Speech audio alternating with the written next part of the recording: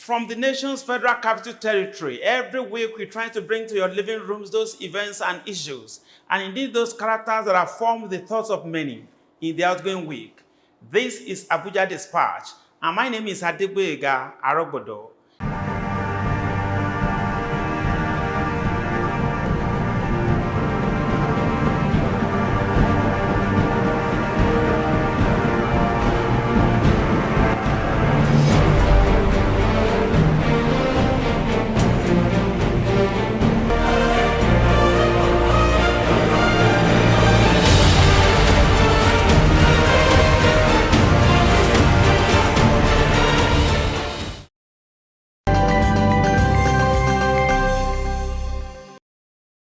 Welcome back.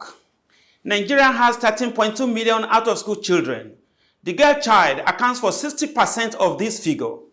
This is often attributed to poverty, early marriage, teenage pregnancy, and illiteracy. It is more worrisome that girls in northern Nigeria accounted for a higher percentage of this population. Our focus tonight is on Dateline. Is the state of the out-of-school children in Nigeria, even as the country joined the rest of the world a few days ago to mark the International Day for the Girl Child. Stay with us again.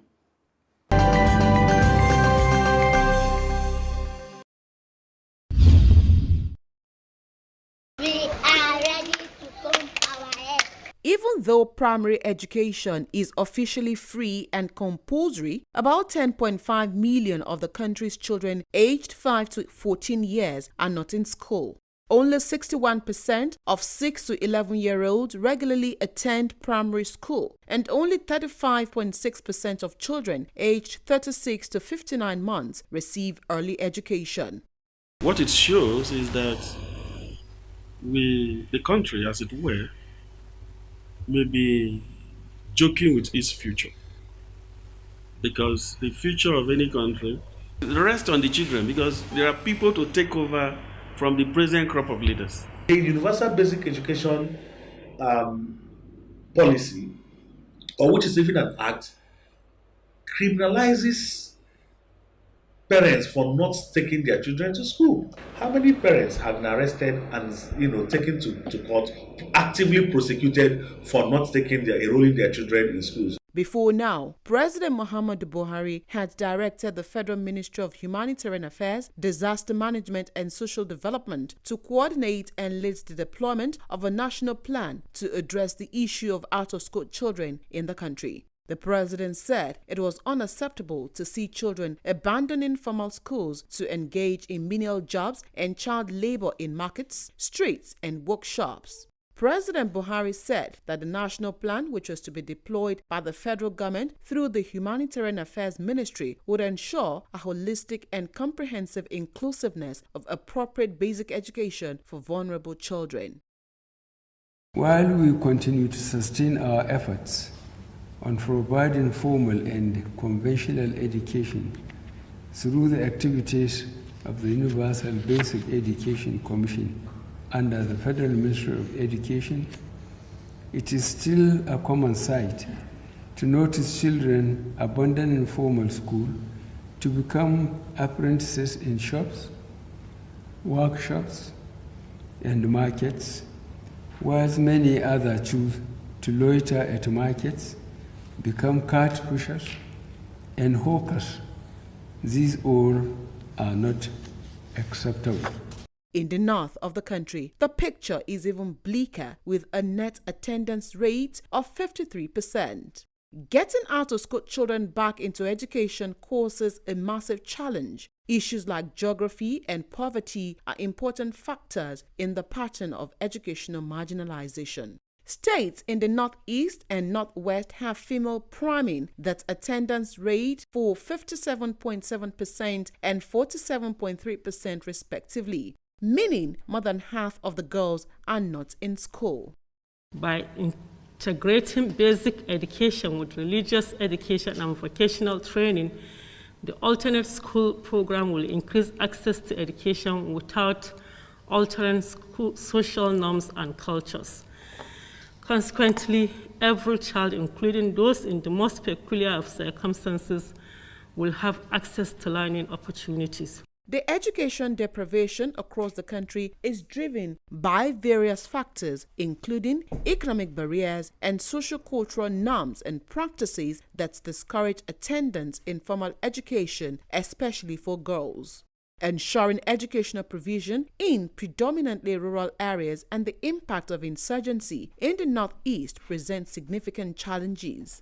UNICEF and other international agencies have evolved education programs to support the government in achieving Sustainable Development Goals number 4 by 2030 through improving planning and by addressing some of the systematic barriers that hinder implementation of an effective education strategy.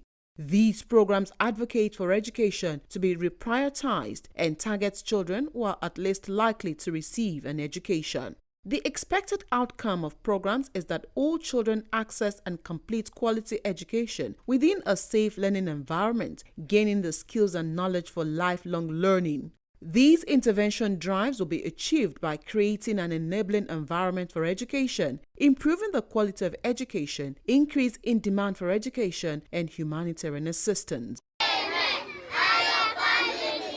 More than 10 million children in Nigeria are not able to access this right.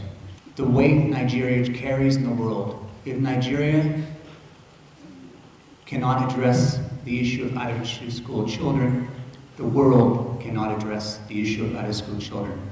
That's the importance of Nigeria. Other suggestions include that the education systems at federal and state levels strengthen their capacities to deliver quality basic education. More teachers must have core knowledge and competencies to use proven teaching methodologies to deliver appropriate quality education. Parents and communities need to have improved knowledge and commitments to contribute to enrolling children at the right age and safe and protective school environment.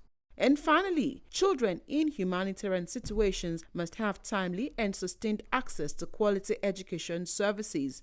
In no time, the out-of-school children time bomb will be deactivated for greater tomorrow for generations yet unborn.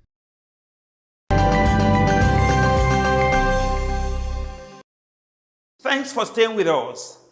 The world's population is expected to increase by 2 billion people in the next 30 years. And young people are on the front lines of the struggle to build a better future for all.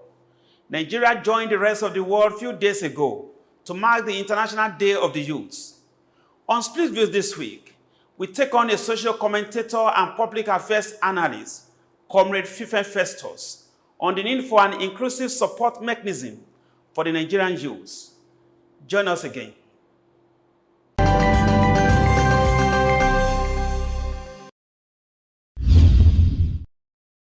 Welcome to the Split Views segment of our program, ABUJA Dispatch. And on Split Views tonight, we take on a public affairs analyst and social commentator based in Abuja, Mr. Fifen Festus. You're welcome to the program, sir. Thank you very much. It's my pleasure to be here. Youths are generally, expected to serve as a tool of creating a smooth developmental atmosphere in order to set the entryway to national growth and development. How effective or otherwise do you think the Nigerian youths have fared in this direction? Thank you very much for this question, and places where I've had opportunity to speak, I always say this, and the thing is, you don't give what you don't have. Over time, there has been this lacuna in the development of the average Nigerian youth. We grow accidentally and do things accidentally. That deliberate and concentrated efforts to mentor you, either by your parents or by your environment, is missing. The desire to acquire things, which you will not blame anybody, everybody wants to live that good life. The desire to really acquire things has taken that role of mentorship from our parents and our elders. So the youth per se is just somebody that is just growing.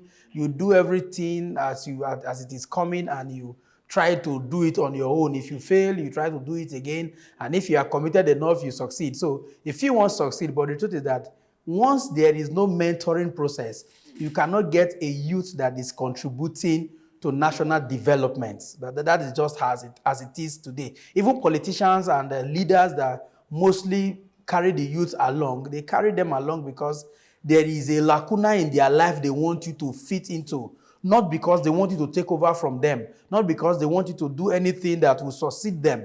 They just want to use you to satisfy a need at a particular time, and they move, and most of them toggery and things that are not very, very good. So if that question that you ask is a good one, you cannot give what you don't have. The youths are not being mentored, so they cannot be actively involved. Whatever they do now that you see that's part of national development is what I can refer to here as an accidental discharge.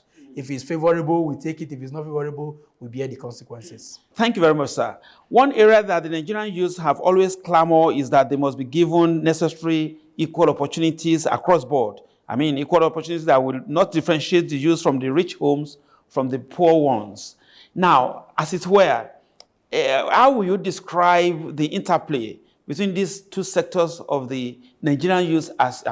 Because you find out that even when they were talking about the not too young to run, you find out that the proponents of this bill, they were really children of the rich. Children of the political class. Now, how will those ones from the poor homes or from the poor backgrounds really merge with those ones from the upper class? Now, the oppressor wants the status quo to remain. The oppressor does not want to give you chance. Like I said in the previous question, that because we don't have mentorship, the youth of today, obviously, by United Nations rating, I'm no longer a youth, but by Nigerian rating, I'm still a child. I'm not even a youth yet, because you have people that are in their 60s also being regarded as youth. But as it were today, the youth of today are now kind of used to, I cannot be anything until somebody hands it over to me. It's a global village, it's a global world. Nobody will give you anything. You have to fight for it. You have to make moves for it. If you look at those people that are making wave in the polity of Nigeria today, nobody handed anything to them. There are some people that you mentioned their names. They decided to carve out a niche for themselves, and they are doing it. So the youth of today must wake up to this responsibility of nobody will give it to me. I must work for it. I must make myself different so that I can be reckoned with. Because the truth is that politician does not want his own child to suffer. He will also try to raise his own children. And because there is an enabling environment from the father, the son will quickly climb. But you, like what my father told me before he died, he said, for you to be as them, you must be twice as good as them. That means for you to measure up with the son of a rich politician or an influential politician, you must be twice as good as he is before anybody will reckon with you. And even with that, they might not even reckon with you. So the youth of Nigeria, go there and take it. Nobody will give it to you. Now, in Nigeria today, the youth almost, do not have a voice in the scheme of things, because unemployment, lack of opportunities, faulty educational system, dwindling economic fortunes, and all that, are really responsible for the suppression of the voice of the Nigerian youth. Now, as it is now, there is this growing recognition of the need to strengthen policies and investments involving the youth. How successful do you think the Nigerian government are really, gone in this area? Okay, the Nigerian youth does not want to develop the Nigerian youth. That is why we are here. Because you also realize that these rich men... No, let's leave the government aside. Okay. The government played a dangerous role by killing or deliberately destroying the middle class. When you and I were growing up, there was middle class in this country. You have the high class, you have the middle class, and you have the lower class. Now, the middle class has been destroyed. It's either you are up or you are down. Now, the government somehow made policies that destroyed the middle class by making sure that today it is only government employment. I'm very sure when you started working, a few of your friends would laugh at you that, wow, you are vibrant, why would you be working for the government? But today you see people in private sector coming to work for the government because there are some corrosive, let me use the word, corrosive policies that have destroyed businesses, that have destroyed industries. So the youths can no longer come out of school. Technical colleges were there in those days where you can come out of school, you create, you fabricate, and you do things on your own. But those are no longer there. Those were destroyed by the policy of government. But government aside, the youth of Nigeria does not want the youth of Nigeria to succeed. if you give a youth an opportunity, you still see him, instead of using people like him to get things done, he still defers to the old politicians, calling them father, ose, and what kind of aglagba, or any name that they call in your part of Nigeria. So the youth does not believe in the youth. The youth still wants to work with the old and influential rich politician that will give them another opportunity to come and appear as a nominee or an appointee of government in another level. That is why we are in this level. So the enabling environment is not being created. Government has made a mistake by killing middle class, by bringing obnoxious policies. Every agency of government now is tilting towards revenue generation. So the youth as a body, we must have to deliberately tell ourselves, if we must move forward, we must do it in such a way that we have people of like minds that we can flow with. Now, generally it is believed that the youth are the leaders of tomorrow. In the Nigerian context, how true is this expression? Or we are just out of it? For me, and this is my opinion, I don't want to generalize, I think the leadership recruitment process in this country is so faulty that the youths that I said earlier are not being mentored, cannot step into it. If you give positions to the youth, they mess it up. The reason is that prerequisite knowledge and leadership skill to carry others along, to shift from this paradigm, this acquire everything. You see, somebody stealing money he doesn't need is because the value system of Nigeria as it were, this is my opinion too, have so much been destroyed that money is now speaking over capabilities and abilities and influence. So the youth of tomorrow, it depends on who is counting the tomorrow. But if it is the universal tomorrow that we all know, like you talked about when you started, the youth of Nigeria as it were, I think 70% cannot be the leaders of tomorrow. One is because, this is because there's no mentoring for them to be able to do anything. The leaders are not handing over to them. If the old banana refuses to die, the young will not grow. So the thing is, the old bananas are still playing the game. People that were ministers in the 70s are still ministers, and if they give them the slot, they now give to their children. So so the remaining 30% are not interested in politics. They are doing their own thing. They are excelling in their own area. So the outlook of politics as it were is a major problem. And if politics is the ways for us to get leaders of tomorrow, the youth of Nigeria are not ready. Now, to wrap it up, the Nigerian youth, what is the hope? What's your last word? There should be deliberate and sustained efforts to mentor the youth into leadership deliberately. The government should invest so much money in training and retraining the workforce. We still have youths that are working for the government today. But you realize that a training that is meant for it, maybe a level 6, level 7 officer, a director is going for that training because there are extra codes or there are some things that are attached to it. Now, the government should look away from people that are already made, invest in the younger generation, and the old ones must be ready to take a bow. If you are retired by 60 from civil service, I'm not saying you should be retired from politics at 60 or 65, but at 60 or 65, you should have 3, 4, 5 people that people can point to and say, these are the people that you have made. And let those ones also have those that they have made. Bring them up in such a way that they'll be able to take over from you in a seamless way, not doing it in such a way that if I live here, nothing will work, and you make it happen that nothing will really work by holding information from anybody. So the government should formulate policies that will make succession plans clear, so that whoever is going, you have even agencies these days that people will retire, they have been able to sign what I refer to, I'm sorry to use this word, demonic agreements within them, that after you leave, they now employ you again as a consultant. You will now come and work for another 4 or 5 years. Meanwhile, the position you are holding, a youth, somebody younger than you, is waiting to enter that place, but that person cannot enter because you have, with your own age mate, have made it difficult for people to succeed you. So policymakers should do everything possible to make sure that there is a succession plan and there is training in that regard, so that everybody will learn how to do that which is set out for them to do, and the nation will move forward. Mr. Fifen Festus is a social commentator based in Abuja. Thank you for your time, sir. Thank you very much, sir. It's my pleasure to be here.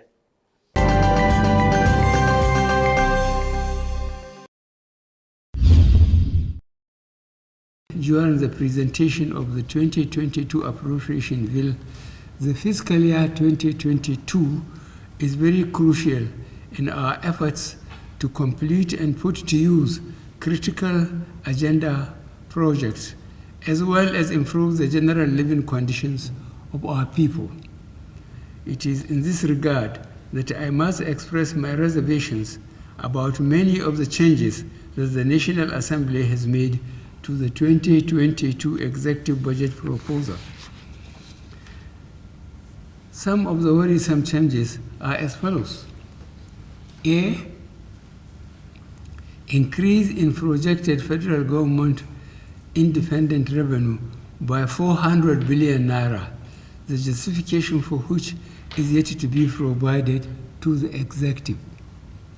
B, reduction in the provision for sinking fund to retire maturing bonds by 22 billion naira without any explanation. C, reduction of the provisions of the non-regular allowances of the Nigerian Police Force and the Nigerian Navy by 15 billion naira and 5 billion naira respectively.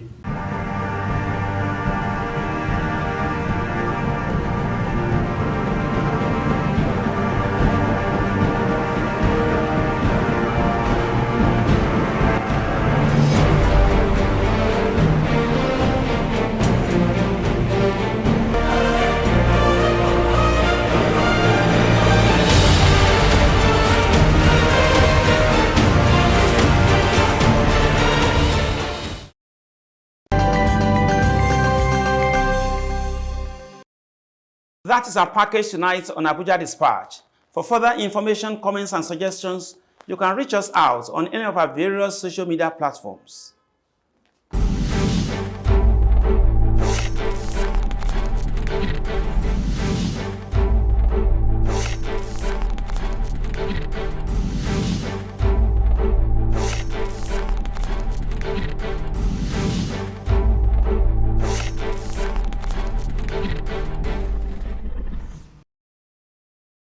Thank you for sharing your precious moment with us tonight on Abuja Dispatch. A week from now, we'll bring you another refreshing package. Same time, same station. Adegboyega Arogoda is my name. Have a good night.